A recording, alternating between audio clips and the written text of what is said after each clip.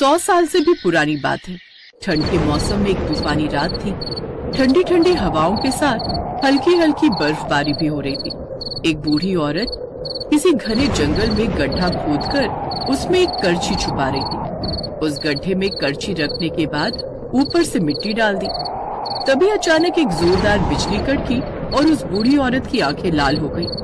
अब ये जादुई करछी किसी भी ऐसे गहरे नत्थु खैरे के हाथ नहीं लगेगी। इतना कहकर उस बूढ़ी औरत ने आसमान की तरफ देखा। तभी बर्फबारी बंद हो गई। चारों तरफ सन्नाटा हो गया। इस सिलेंडर को देखकर तो ऐसा लगता है जैसे हजारों साल पुराना है। तभी पीछे से उसका पति संजय वहाँ पर आ गया। अरे क्या हुआ रागिनी, खाना बनाने में इतना लेट क्यों हो रहा है? तुम्हें पता है ना आज साल की आखिरी रात है। कल सुबह सबको जल्दी उठना है, बहुत सारे काम है, पूजा करनी है। रागिनी गुस्से में पीछे पलटी और बोली, सारा काम मुझे अपने हाथ से करना पड़ता है तो टाइम तो लगेगा ही। पिछले नए साल वाले दिन आपने मुझसे कहा था कि मैं तुम्हारे लिए माइक्रोवेव लेकर आऊंगा, मिक्सी लेकर आऊंगा, पूरे किचन को मॉडर्न बना दूंगा। क्या हुआ आपके प्रॉमिस का? अरे यार रागिनी, कल सुबह ही तो मैं तुम्हें न्यू ईयर वाले दिन एक सरप्राइज देना चाह रहा था, लेकिन तुम इतना गुस्सा कर रही हो तो अभी बताना पड़ेगा। कैसा सरप्राइज? रागिनी, मैंने कुछ पैसे इकट्ठे किए। हम कल ही पूजा के बाद मार्केट जाएंगे और जो भी तुम्हें किचन का सामान लेना है वो ले लेना। संजय की बात सुनकर रागिनी खुश हो गई। अब जल्दी से चलिए, मार्केट चलते हैं। रागिनी ने इतना बोला ही था कि तभी वहाँ पर रोती बिलखती हुई उसकी ननद प्रियंका आ गई। माँ, मुझे नहीं रहना है उस घर में। अरे बेटा, पहले तू रोना बंद कर और बता बात क्या है। माँ, आज नया साल है पर मेरे पति ने मुझे कोई गिफ्ट नहीं दिया। मैंने बोला नई ड्रेस ले लेते हैं और उसने मना कर दिया। सासू माँ जब देखो तब मुझे खाना बनाने के लिए बोला करती हैं। संजय, तेरे पास जो पैसे हैं वो इसे दे दे। सासू माँ, हम लोग किचन का कुछ सामान लेने जा रहे थे। बहू, मैंने सुना है कि मेरी सास की सास की सास की सास बिना ज्यादा बर्तनों के बहुत स्वादिष्ट खाना बनाया करती थी। उस खानदान की बहू होकर तू दिन भर किचन को मॉडर्न बनाने पर ही तुली रहती है। भाभी तो हर वक्त मुझसे चलती रहती हैं। जो भी सामान लेना है बाद में ले लेना। संजय, तू देख क्या रहे, दे पैसे। ये लो प्रियंका, तुम्हें जो लेना है ले लेना और अब रोना धोना बंद करो। तुम आज यहीं रुकोगी। आज नया साल है, हम सब लोग साथ में सेलिब्रेट करेंगे। हाँ बेटा, अभी बहू खाना बनाएगी, हम सब लोग साथ में खाएंगे। रागिनी गुस्से में अपने कमरे में चली गई। संजय भी उसके पीछे पीछे चला गया। देखो रागिनी, नए साल वाले दिन गुस्सा नहीं किया जाता। आपने सारे पैसे तो अपनी बहन को दे दिए। जब किचन में ढंग का कोई सामान ही नहीं है तो मैं अच्छा खाना कैसे बना पाऊंगी? तुम्हारी बहन 10 तरह की फरमाइशें करती रहती है। यार रागिनी, तुम समझा करो, वो मेरी बहन है। अगर मैं उसे मना कर देता तो माँ और मेरी बहन दोनों मुझ पर चढ़ जाते। रागिनी बिना कुछ बोले गुस्से में किचन में चली गई। किचन में जाते हुए उसकी सास ने देखा और कहा, बहू, अभी खाना वाना मत बनाना, बाहर ठंड बहुत है, पहले चाय और पकौड़े बना।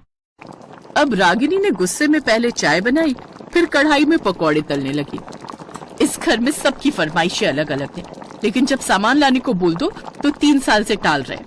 खैर, थोड़ी देर बाद रागिनी पकौड़े लेकर बाहर आ गई, लेकिन वो गैस बंद करना भूल गई। सभी लोग चाय पकौड़ा खाने लगे। तभी उसकी ननद ने कहा, भाभी, अब पहले वाली बात नहीं रही आपके पकौड़ों में। अगर तुम्हें पकौड़े नहीं पसंद है तो जाकर खुद बना लो। इतना बोलकर रागिनी गुस्से में वहां से चली गई। थोड़ी देर बाद प्रियंका रागिनी के खिलाफ कुछ न कुछ षड्यंत्र रचने लगी। उसने किसी को फोन किया। हेलो। थोड़ी देर बाद रागिनी जब किचन में गई तो पूरे किचन में आग लग चुकी थी। सारा सामान जल रहा था। बचाओ बचाओ, घर में आग लग गई। सभी लोग भागते हुए किचन के पास आए। संजय ने सबको दूर किया और पानी डालकर आग बुझाई। आग तो बुझ गई, लेकिन सारा सामान जल चुका था। बहू, तू हर वक्त अवन लाने को बोलती है, कभी मिक्सी लाने को बोलती है और भी ना जाने क्या क्या बोला करती है, पर आज तूने किचन में आग लगवा दी। अरे, जब तू किचन संभाल ही नहीं सकती तो इतनी बड़ी बड़ी फरमाइशें करने की क्या जरूरत है? इससे अच्छी तो मेरी सास की सास की सास की सास थी। उनका मिट्टी का रसोई घर था, फिर भी उनके जैसा स्वादिष्ट खाना कोई नहीं बना पाता था। रागिनी मन ही मन गुस्सा हो रही थी, लेकिन इतने में रागिनी के ऊपर एक और पहाड़ टूट पड़ा। वहां प्रियंका के सास ससुर देवर और उसका पति विनोद भी आ गए। अरे कैसी हो समधन जी? अरे आइए आइए, स्वागत है आप लोगों का। आने में कोई दिक्कत तो नहीं हुई? दिक्कत तो कोई नहीं हुई। आपकी जिद्दी बिटिया ने हमें फोन करके बुला लिया तो हम आ गए। हेलो विनोद, इस बार मैं ससुराल तो नहीं आ पाऊंगी। ऐसा करो, सबको लेकर मेरे घर आ जाओ, हम सब एक साथ न्यू ईयर मनाएंगे। शुक्र है ऊपर वाले का, तुमने फोन तो किया। हम सब बस थोड़ी देर में पहुंचते हैं। प्रियंका ने तो मेरे साथ खेल खेल दिया, अब मुझे इन सब के लिए खाना बनाना पड़ेगा। खैर, प्रियंका और संजय उन लोगों से बातें करने लगे। उधर रागिनी की सास ने एक बहुत बड़ी लिस्ट पकड़ा दी उसे।